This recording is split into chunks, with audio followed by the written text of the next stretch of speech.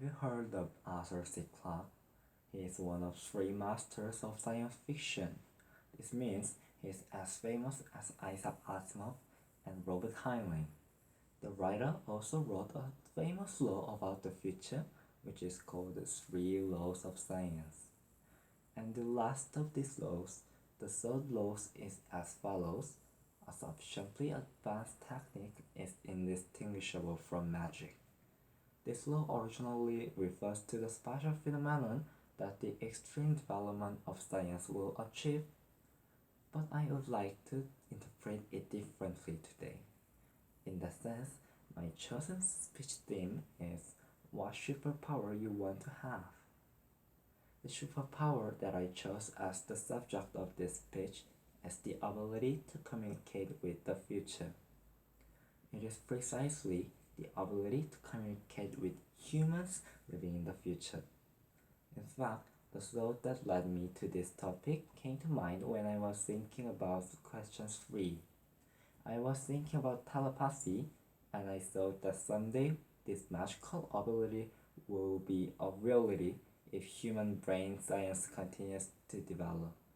However, after thinking that this magical telepathy may be routine in the distant future of advanced technology, I decided to change the theme to number 2. Well, I know. At first glance, you might think that the superpower I picked is useless and not fun. But in fact, it isn't. This ability is rather dull compared to other superpowers like flight, time adjustment, etc. But its potential is very huge. This ability can be used to capture the techniques of the future that are likely to be realized someday to the present. What this means is, this ability can retrieve any technology if the range of futures it can refer to is not limited. Let me remind you a famous law I have said. A sufficiently advanced technique is indistinguishable from superpower. So now do you understand my reason for this subject? Of course, besides that, you can obtain your lottery number or SAT answer sheet, or use it to know and prevent things that will happen in your life in the future.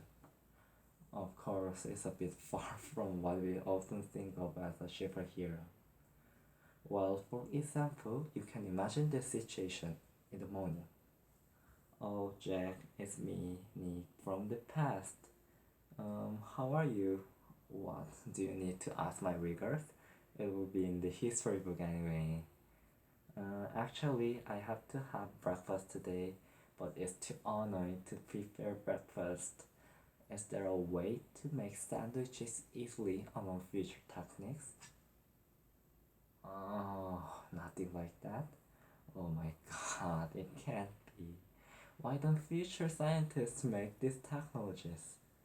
Okay, thank you for your help, Jack. Have a nice day. The example is very light and useless, but in fact there are many other examples that can be used, such as for life-saving, disaster prevention, in addition to this purpose. Like this, I think that this ability is to communicate with the future is one of the best abilities among all types of abilities. I can give you 2 reasons for this reason.